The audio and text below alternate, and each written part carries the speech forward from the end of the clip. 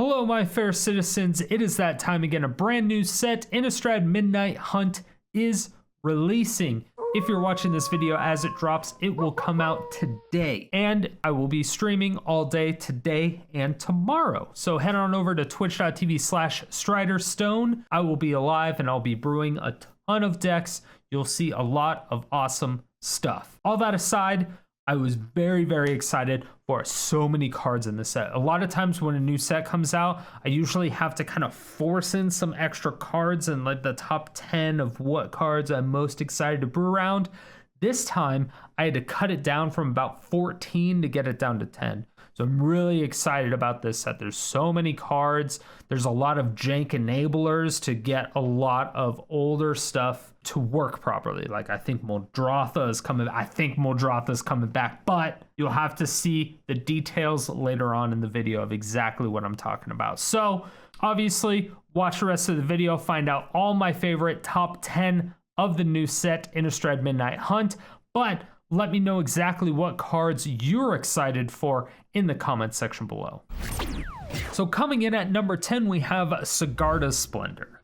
This is going to be a 4-mana enchantment where whenever it enters the battlefield, you note your life total. Luckily, we're playing MTG Arena, so we don't have to note shit. I assume it's going to be written somewhere on the card. Hopefully. Better be. Should be. It better be. Right? At the beginning of your upkeep, you draw a card if your life total is greater than or equal to the last noted life total of Sigarda's Splendor. So this is awesome because it's or equal. Or equal. It's awesome. Note your life total if you draw a card. That's just awesome. So whenever you cast a white spell, you gain a life. This is fantastic because you can do anything you want with this. You can just throw out whatever white spell you want. You don't have to worry about using white gain life spells like you would have normally had to do. You can cast a Wrath of God and gain life from it.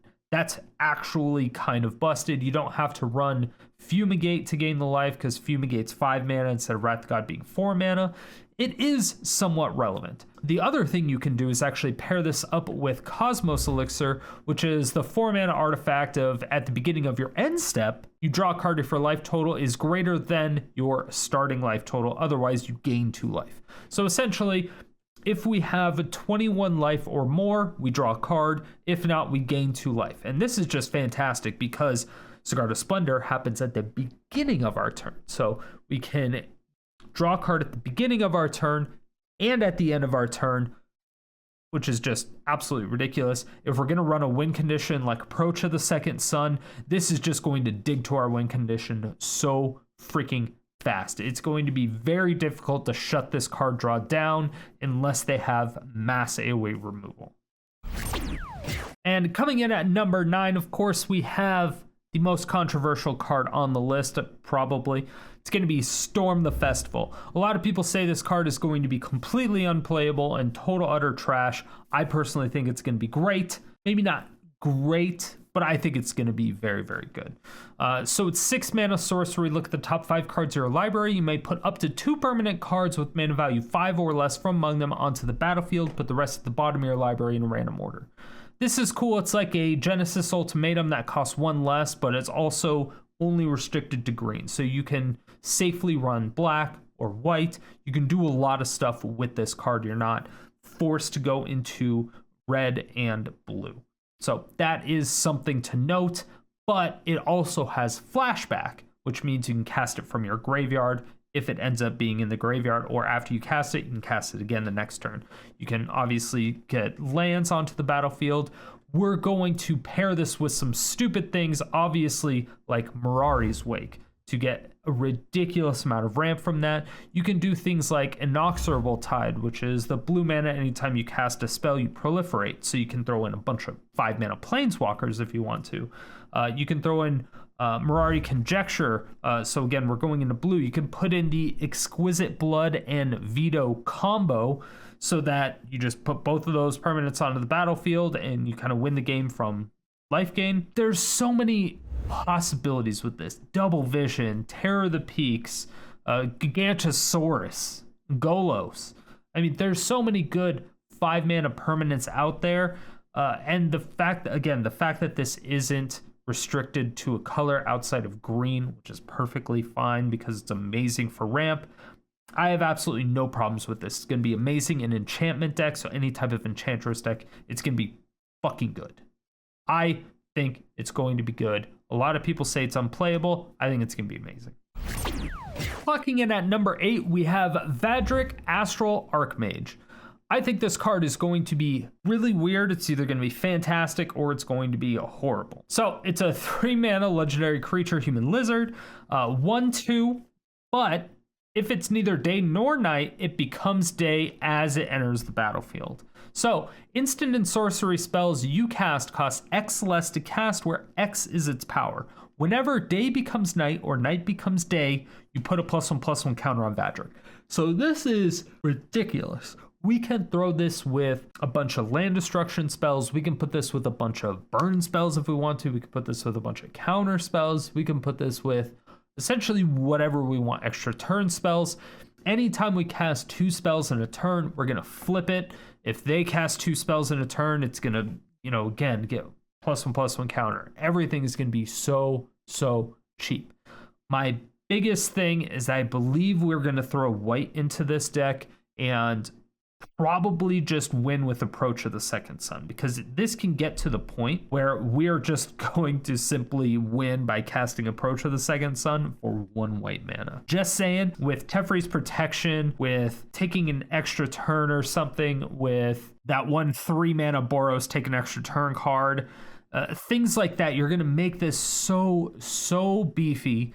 But then you're going to make all your spells so cheap at the same exact time. As long as you can protect it somehow, whether it's a hexproof or phase it out or a counter spell or something like that, this is going to be a house. But obviously the biggest problem is that Vadrik is a creature, so it's still really easy to kill. It's going to be hard to protect it, but it's still there. Number 7 is actually going to be accumulation of cards. This is going to be more of a curse deck. So starting off, we're going to do Curse of Surveillance, which is 5 mana but blue. It's an aura curse enchant player, again, curse. At the beginning of enchanted player's upkeep, any number of target players other than that player each draw cards equal to the number of curses attached to that player. So essentially, we want to attach the opponent with as many curses as possible so that we can draw a ton of cards every single turn on their upkeep. We're going to want to run a lot of other curses like Curse of Leeches, which is another new one. It's 3 mana, enchant player. As the permanent, transform into Curse of Leeches, attach it to a player. At the beginning of enchanted player's upkeep, they lose 1 life and you gain a life. So this is just kind of a little nice way of, getting a little bit of life gain. It's like an ill-gotten inheritance, but it's 3 mana instead of 4, which is always nice. I personally like that. Ill-gotten inheritance being 4 mana instead of 3 was kind of always shaky to me. So this, I believe, is really, really nice. It does have Daybound as well. So if a player casts no spells during their own turn, it becomes night next turn. So it does transform into Leeching Lurker, which is a 4/4 lifelink with Nightbound. Again, if a player casts at least 2 spells during their own turn, it becomes day next turn. So this is fantastic. Just having a 4/4 lifelink is very, very good. But obviously we want to keep it as a curse so that Curse of Surveillance gets the optimal amount of card draw. One of the other curses is going to be a Curse of Silence. So 1 white mana, enchant a player. As it enters the battlefield, you choose a card name. Spells with the chosen name enchanted player cast cost 2 more to cast. So this is kind of nice. It's just a delay. Whenever enchanted player casts a spell with the chosen name, you may sacrifice Curse of Silence if you do draw a card. So this isn't a very good curse, I would say. It's actually probably the worst, if not horrible / unplayable, but it is a curse, so it does help us draw cards. It is 1 mana, so it also helps fill out the curve. But in all honesty, I don't think I will use this ever. If you're playing best of 3 with this deck, it's possible because you'll know the decks a little bit more. You can sideboard it in for game 2, that type of thing. But outside of that, I don't think you'll really ever use this card ever. And even then, I don't think you'll ever use it. The next curse is going to be Curse of a Shaken Faith. Again, another new one. This one is in red. This is 2 mana, enchant a player. Whenever enchant a player casts a spell other than the first one they cast each turn or copies a spell, Curse of Shaken Faith deals 2 damage to them.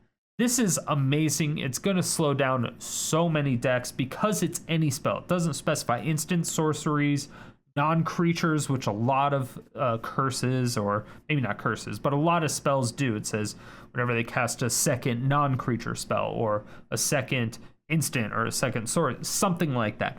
This is just a straight up curse whenever they play a second spell across the board. This is awesome. I really, really like this fact that this is 2 mana. Really, you are able to get it down very, very early on in the game.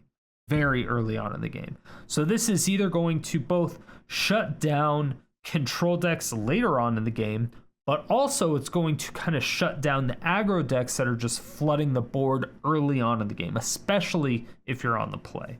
So it's, in my opinion, it's a very good card, both early and late game. And then, of course, we're going to use all the other curses in the game that we have currently, being Trespasser's Curse, Torment of Scarabs, Cruel Reality, Overwhelming Splendor. All of those are currently existing curses. Cruel Reality, obviously, being a very expensive curse, 7 mana in black. Overwhelming Splendor being even more expensive. I think it's like 8 or 9 mana in white. Those can be left out technically, but I think those are going to be great finishers. So keeping those in, probably going to be necessary. It's just a matter of being able to get those on the battlefield and keeping the curses alive.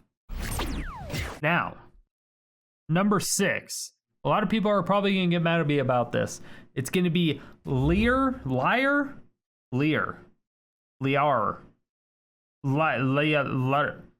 That one.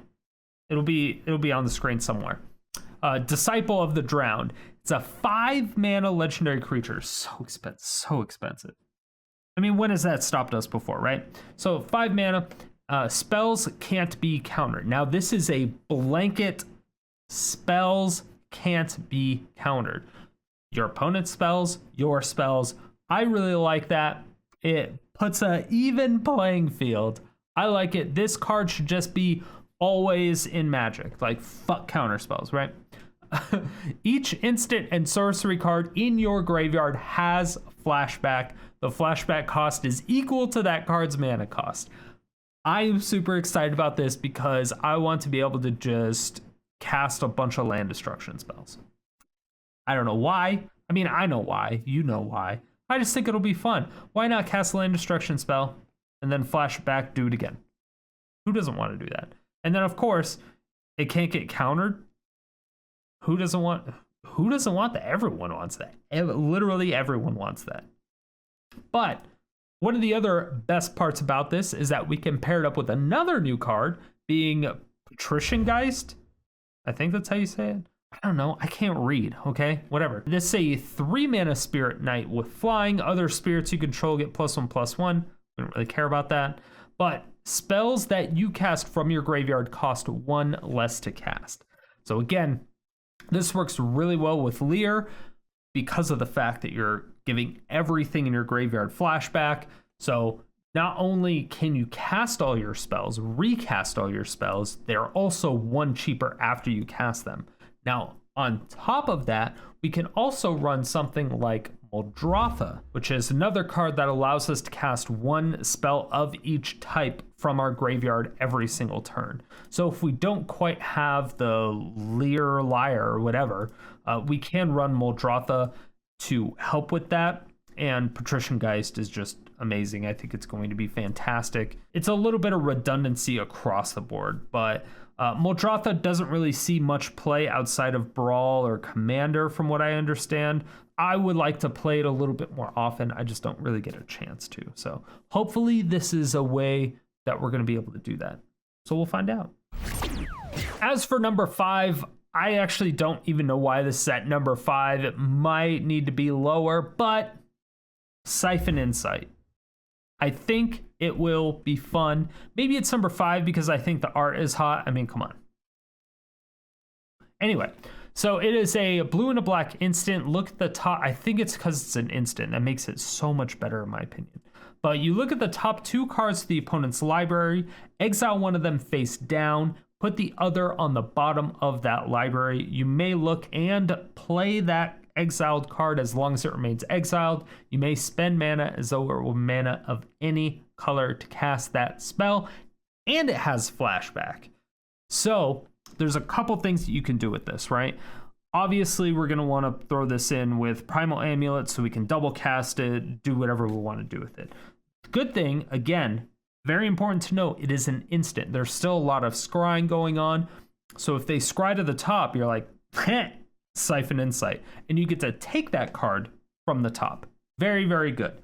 The other really nice thing is that it specifically says you may play the exile cards. It doesn't say cast, which means that if you are missing land drops, you can actually get a land from the opponent and play it.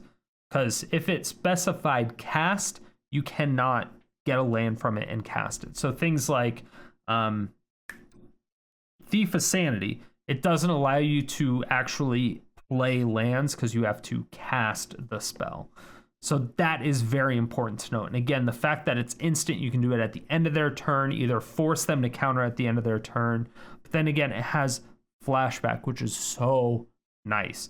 I really like this spell. The more I look at it, the more weird situations I run through it in my head, the more I like it. So I really, really want to run this with Primal Amulet. Even though it doesn't get discounted until it gets the flashback cost, I still think it's going to be very fun to play. All right. Next one on the list, number 4, Triskaidekaphile. I think that's how you say it. I don't know, I still can't read. From one number to the next, still haven't learned to read. This is a 2-mana blue human wizard, right? You have no maximum hand size, reliquary tower, right? Whatever. So 1/3, at the beginning of your upkeep, if you have exactly 13 cards in your hand, you win the game. You can pay 4 mana to draw a card, which is, but it's there, right? 13 cards, you win the game. That's really cool. So what we're going to do is we're going to run cards like Peer into the Abyss to draw half of our library. And then we're going to use cards like Zombie Infestation, which allows us to discard 2 cards every single time that we want. So the problem with this is obviously with Zombie Infestation, we're able to discard 2 cards whenever we want, but it's 2 cards, which means it's only an even number. For Triskaidekaphile, it says you have to have 13 cards in your hand on your upkeep. So we're going to have to run some type of instances to ensure that we have an odd number once we start discarding cards to Zombie Infestation. Great thing about Zombie Infestation is that we can do it at the end of their turn. In my opinion, this is going to be so janky. I don't know if it'll work, but I think it'll be really funny if it does. So I'm definitely going to mess around with it. You'll 1000% see a video on this. And it will be funny, or it will be horrible, or it will be horribly funny, or it will be good. It probably will not be good. It definitely will not be good, but it will be hilarious. I guarantee it. Coming in at number 3, we have Slogurk the Overslime. Slogurk? Slogurk. Why? Why can't you just have normal names? It's like a Slowbro with a Gogurt. I don't know, whatever. Slogurk the Overslime, 3 mana, 3/3 with trample. Whenever a land card is put into your graveyard from anywhere, put a +1/+1 counter on it. But you can also remove 3 +1/+1 counters and return it to its owner's hand. So this is really nice because you can kind of protect it if you need to. Whenever it leaves the battlefield, so this means whenever you bounce it as well, return up to 3 target land cards from your graveyard to your hand. This can be very useful. It can be not useful. It can be whatever. So one of the things that we're really going to want to do with this card is play things like, now I hate saying this, we're going to want to play things like Ghost Quarter to blow up their lands, but also put our land into the graveyard. so that we can put +1/+1 counters on our ooze and swing in for a lot of damage. But in the off chance they have removal, we can remove the 3 +1/+1 counters and put it back into our hand, right? That's always great. But obviously we're going to need ways to put those lands from our graveyard back onto the battlefield. So we want to do things like have Crucible of Worlds or Ramunap Excavator, World Shaper, Mending of Dominaria, Ancient Green Warden will drop us something like that in order for us to be able to get lands back onto the battlefield. However, we also want to run something maybe like Gitrog Monster. So every time a land does go into the graveyard, not only does our ooze get a +1/+1 counter, but we're also able to draw a card. And Gitrog Monster obviously makes us sacrifice a land at the beginning of our upkeep, but it also allows us to play an extra land every single turn, which is amazing. So we can play cards like Fall of the Thran with this, which is also ridiculous. So we can play an Abzan deck with Ghost Quarter, Gitrog Monsters, Slogurk, Crucible of Worlds. I don't know. It's weird. It's in concept, right? It's a rough concept. It could be fun though. It could be fun, right? I'm sure it'll be fine. I'm sure it'll be fine. Just go with it. Just go with it. Use your imagination. And number 2. And I know you all would hate me if I didn't feature the worst land destruction card that we've seen in a while. So, Dire Strain Rampage. 3 mana sorcery, destroy target artifact, enchantment, or land. If a land was destroyed this way, its controller may search their library for up to 2 basic land cards, put them into the battlefield tapped, at least they're tapped. Then shuffle. Otherwise, its controller may search their library for a basic land card, put it in the battlefield tapped, then shuffle. So otherwise being, if you destroy an artifact or an enchantment, they only get 1 land. So in that case, it's more like an assassin's trophy. But blowing up a land and then them getting 2 lands is pretty yikes. However, this also does have flashback. It's flashback 5, which sucks. But it is a nice addition to our collected conjuring land destruction deck, because not only does it deal with artifacts and enchantments, which we had cards that dealt with that in general, we also are able to use it in conjunction with Cleansing Wildfire, Geomancer's Gambit, Stone Rain. We're able to just use it with all those other land destruction cards. Now, Cleansing Wildfire and Geomancer's Gambit, we always had that, well, we can ramp with this because we can target our own indestructible land to get a basic from our library, put it into the battlefield, and draw cards. But obviously, with this Dire Strain Rampage, the land has to actually be destroyed in order for us to do it. We can still target our own stuff. So if we have like a useless enchantment or something, we can blow that up and do whatever, put a land in the battlefield. We can blow up our own land and get 2. There's a few things that we can do with that, but most likely we won't be doing that. It just gives us the guaranteed 3 mana land destruction that we need. It's just an additional tool for high level annoyance. And Collected Conjuring really just brings that to the forefront. So again, Collected Conjuring, it's a 4 mana. Look at the top with like 6 cards of your library. You choose 2 sorcery spells that are converted mana cost or mana value, 3 or less, and cast them for free, which is awesome. But there's just wasn't enough land destruction cards. Really, for the most part, we had Stone Rain and Cleansing Wildfire, and that was it. Cleansing Wildfire was kind of a joke for a while. So we didn't really use it, but then we got Geomancer's Gambit, which kind of helped with that, especially when you also had Cleansing Wildfire. Thinning out their deck wasn't really that bad, especially when we were going up against a single color deck. It wasn't really that bad when you have 8 cards to destroy their lands instead of just 4. But now with this, we're destroying land and they're getting 2. So we're kind of ramping them, but we also have a lot more tools to destroy their lands at the same time. So I believe that this may work very well, or it's going to be horrible. But I think it's going to work really well. But I'm really going to try to get this to work because obviously land destruction, I love land destruction.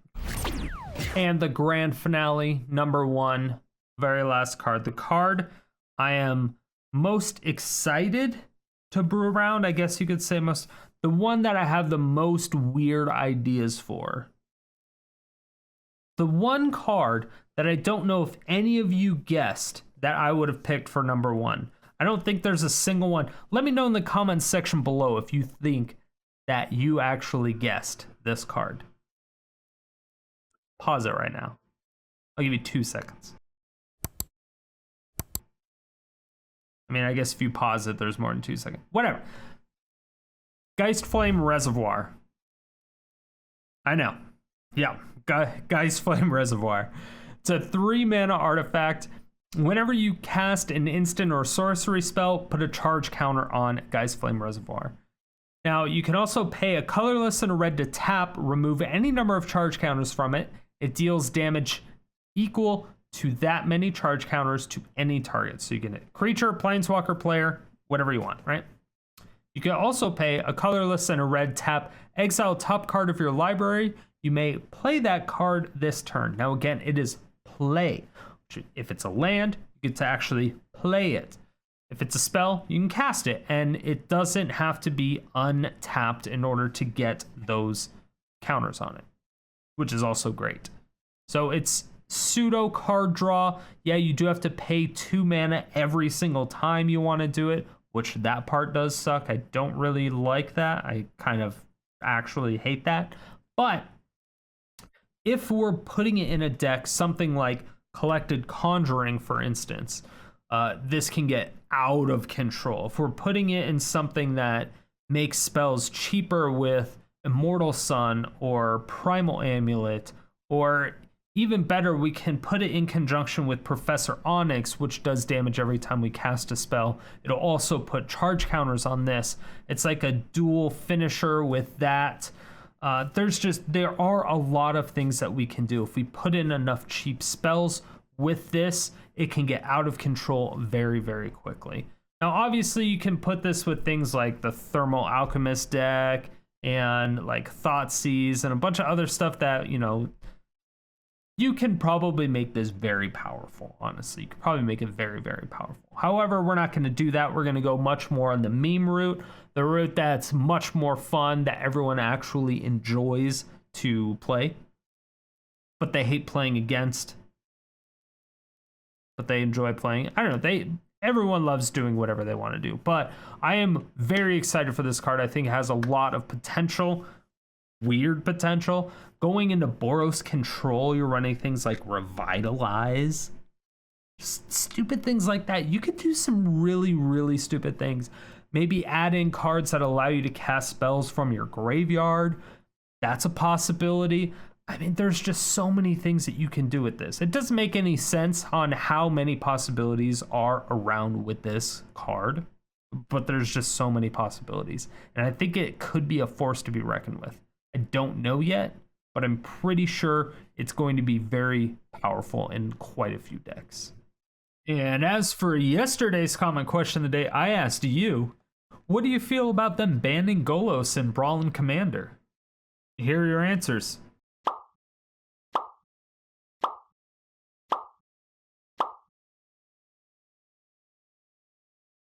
And if you want your comment featured in these videos, make sure that you answer the comment question of the day every single day, 7 days a week in the comment section below. Thank you all so much for watching. If you made it to this point, it means you either really enjoyed the video or you fell asleep and I'm waking you up now.